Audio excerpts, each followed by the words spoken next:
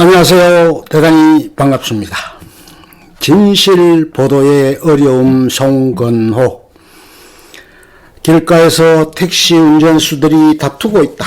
차가 서로 스쳐 차체가 우그러졌는데 누구에게 잘못이 있느냐로 시비를 하고 있는 것이다. 그러나 두 사람 말이 서로 일리가 있는 것 같아 어느 쪽 말이 옳은지 분간하기 어렵다. 우리들의 일상생활에서 얼마든지 볼 수 있는 조그마한 광경이다. 신문에는 거의 날마다 몇 건의 교통사고가 보도되고 우리들은 아무런 의심 없이 그 기사 내용을 사실로 받아들이고 있으나 지금 예에서 본 바와 같이 하찮아 보이는 교통사고 보도에서조차 엄격히 따질 때 진실 보도가 어렵다는 것을 발견한다. 무엇이 진실이냐는 참으로 어려운 문제이다. 단순한 교통사고조차 진실 보도가 이처럼 어렵다면 진실 보도가 무엇보다도 필요한 정치적, 경제적, 사회적으로 큰 사건이나 큰 문제일수록 진실 보도가 더욱 어렵다는 것은 두말할 필요가 없다. 사람들은 아무런 의심 없이 또 신문기자 자신들조차 진실 보도를 자명한 것처럼 생각하고 또 말하고 있으나 문제를 좀 더 파고 들어가 생각해보면 생각할수록 독자들에게 진실 보도를 하기가 극히 어려운 일이라는 것을 통감하지 않을 수 없다. 진실을 파악하는 방법. 진실이란 어느 사건 또는 어느 문제에 대해 있는 그대로의 사실을 말한다. 그러나 있는 그대로란 무엇인가? 어떤 사실을 막론하고 존재하는 모든 사실을 그 존재가 다원적이다. 꼭 진실을 막론하고 존재하는 모든 사실은 다 그 존재가 다원적이다. 꼭 진실을 알아야 할 중요한 사실일수록 그 존재는 더욱 복잡하게 얽혀 있어 한 면만 보고서는 그 사실의 진실을 이해하지 못한다. 위에서 인용한 교통사고의 경우도 시비하는 두 운전사의 말을 이쪽 저쪽 다 듣지 않고서는 공정하고 옳은 판단을 할 수 없다. 따라서 언론에서 진실이란 첫째 사물의 부분만 보지 말고 전체를 보지 않으면 안 된다는 것을 뜻한다. 진실이 알려지는 것을 두려워하는 사람들은 따라서 신문이 사건이나 문제를 전체적으로 또는 그 전모를 밝히는 것을 저지하기 위해 자기들에게 유리한 부분만을 확대시켜 과장선전하기도 하고 불리한 면은 이를 은폐하여 알리지 않거나 보도되는 것을 저지하려고 한다. 이와 같이 부정확한 보도는 우선 일방적이며 편파적인 보도임을 말한다. 논평에서도 진실한 논평을 하려면 이런저런 측면을 다 같이 검토하고 거기에서 공정한 판단과 결론을 내려야 한다. 공정한 논평에 있어 가장 중요한 점은 사고의 자유로운 활동이다. 자기에게 불리하다고 해서 문제를 그런 식으로 생각하면 못 산다거나 또는 이 문제는 이런 방향, 이런 각도로만 생각해야 하며 그 밖의 각도로 생각해서는 안 된다고 주장한다면 이것이 곧 진실과 반대되는 국필 논평이면 말할 것도 없다. 국필을 하기 위해서는 따라서 사고를 포기하지 않으면 안 된다. 국필은 어느 선 이상은 생각하지 않는다는 데 그 특징이 있다. 자유롭게 다각도의 사고를 하면 진실이 밝혀지기 때문이다.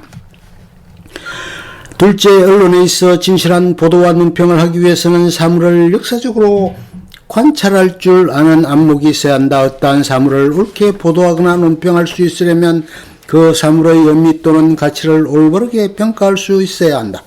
사물의 가치는 역할의 발전에 따라 달라진다. 오늘 가치를 인정받았던 것도 내일에는 부정되고 오늘 부정된 가치라도 내일에는 평가를 받는다. 안목이 있는 사람이란 발전하는 새로운 가치의 입장에서 사물을 볼 줄 아는 사람을 말한다.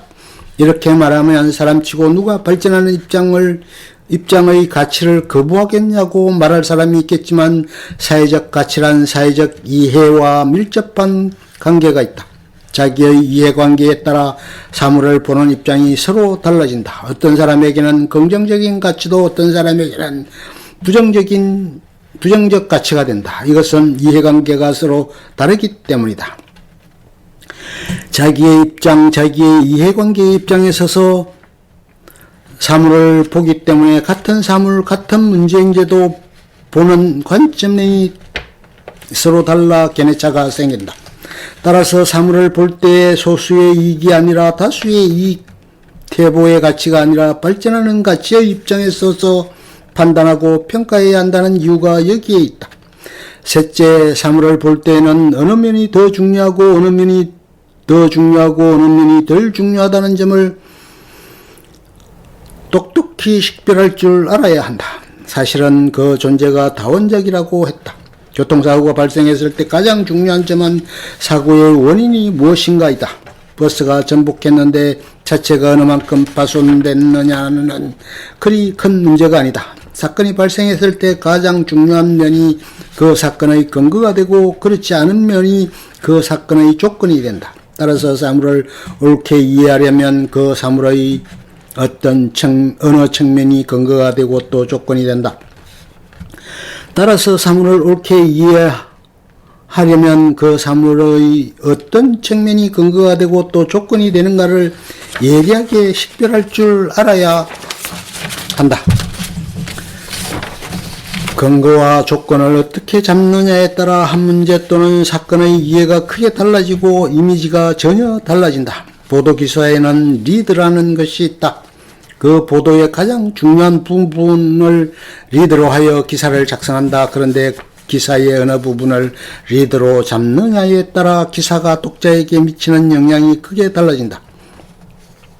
사물의 어느 면이 중요한가는 관심도에 따라 다르며 관심도는 이해관계에 따라 달라진다. 특히 외신을 다루어 보면 같은 사건인데도 입장에 따라 즉 기자의 국적에 따라 리드가 제각기 달라 사건을 보는 눈에 묘한 차이점이 있다는 것을 발견한다. 월남의 최후를 보도하는 각국의 신문을 보면 이것을 절실히 느낄 수 있다. 반공진영의 나라라도 역점을 두는 측면이 나라에 따라 다르다. 가장 주관적인 보도가 진실 보도이다.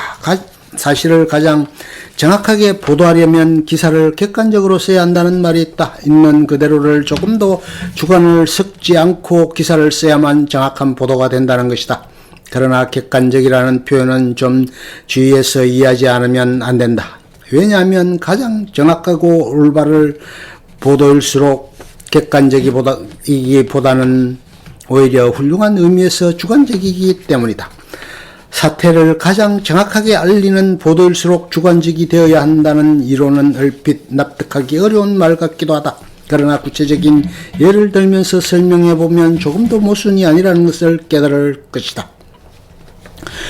윤봉길 여사가 1931년 중국 상하이에서 일제 실학가와 대장 등을 폭사시킨 테러 사건을 예로 들어보자. 만약 정확한 보도라는 것이 주관을 전혀 개입시키지 않은 거울같이 보이는 그대로를 보도하는 것을 의미한다면 윤 여사는 일본군의 엄숙한 대식전을 피바다로 물들인 엄청난 살인적 테러리스트라고 볼 수밖에 없을 것이다. 신문은 마땅히 윤 여사를 규탄하는 보도를 하지 않을 수 없게 될 것이다. 그러나 이러한 보도가 사건을 정확히 알리는 보도가 될 수 없다는 것은 긴 설명이 필요 없다. 윤 여사의 장관은 우선 역사적으로 이해되지 않으면 안 된다. 일본이 한국을 식민지로 삼고 있다는 사실, 그리고 식민지 제도라는 것이 인류 역사상 배격 규탄되어야 할 역사적 유죄라는 판단이 앞서야 하고, 이러한 역사적 가치 판단뿐 아니라 윤 여사의 장거 당시 국내의 3천만 동포가 일제의 착취와 탄압 아래 얼마나 신음하고 있었냐를 윤 여사의 테러 행위와 관련시켜보지 않으면 안 된다. 즉 사건을 전체적 역사적 근거와 조건을 식별하는 입장에서 보지 않으면 안 된다.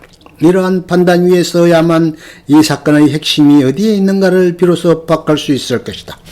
윤 여사의 테러 행위를 정확히 이해하기 위해서는 사건이 위와 같이 수많은 다른 사실들과 횡적, 종적, 역사적으로 얽혀 있다는 점을 우선 알지 않으면 안 된다. 한 사건을 정확히 보도하는 데만 이와 같이 풍부한 학문적 지식이 필요하다면 이것은 높은 차원에서 주관적 보도라고 보지 않을 수 없다. 정확한 보도활동에는 고도의 사회 과학적 소양, 이밖에 문학적, 철학적 소양까지도 필요하다는 것을 깨닫게 된다. 미국인은 세계적인 대기자 올솝 형제가 훌륭하고 정확한 보도는 본래 가장 주관적인 것이라고 한 것도 이러한 점을 지적해 말한 것으로 보아야 할 것이다. 유너사의 테러 행위라는 좀 극단적인 예를 든 것이 적절치 못하다고 할는지 모르나 가장 정확한 보도가 필요하다고 생각되는 사실일수록 진실을 전달하려면 오히려 고도의 주관적 보도를 통해 그것이 가능하다는 것을 깨닫지 않으면 안 된다. 이해관계가 진실을 좌우한다. 신문이 진실을 보도해야 한다는 것은 새삼스러운 설명이 필요 없는 당연한 이야기다. 그러나 사람들은 진실 보도를 안 하고 안 하고의 문제가 전적으로 보도활동에 종사하는 기자들의 양심 문제라고 보는 경향이 있다. 기자가 정의감에 불타 있으면 진실 보도를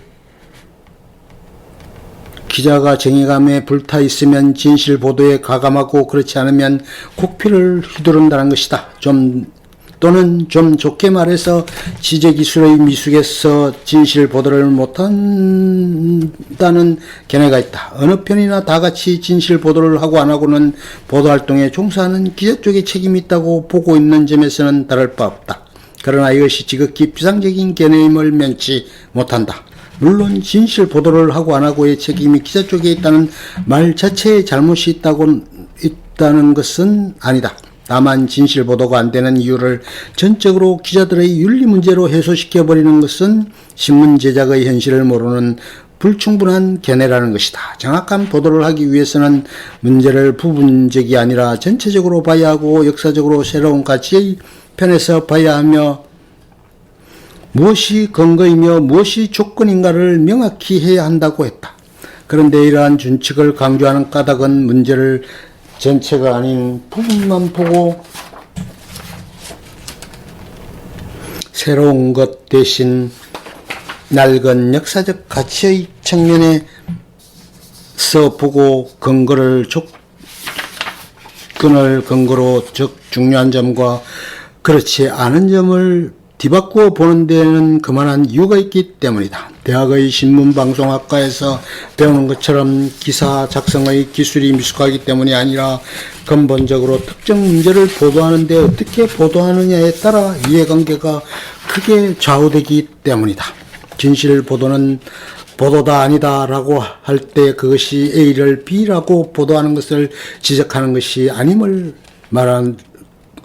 말하는 것도 없다. 현대신문이 이렇게 졸렬한 거짓말을 보도하는 이유는 지극히 드물다. 사실에 입각해 보도하면서도 어느 특정 면을 특히 확대시킨다든지 발전적이 아니고 넓고 소수를 위한 정근대적 가치의 편에서 보도한다든지 중요한 점이 아닌 면을 중요한 것처럼 시킨다든지 하는 것은 모두 무엇인가 이해관계가 깊게 얽혀있기 때문이다. 즉 세상에서 중요한 문제로 보고 또 정확한 보도가 필요하다고 기대되는 보도일수록 진실을 보도하지 못하도록 필사적인 압력을 가하려는 외부 세력이 있다는 것을 잊어서는 안 된다. 나쁜 것을 나쁘다고 시정할 것을 시정해야 한다고 보도하고 논평하는 것이 진실한 언론임을 의미한다면 진실한 언론은 부조리를 개혁하려는 다분히 현실 부정적, 현실 지향적 언론이 될 수밖에 없다.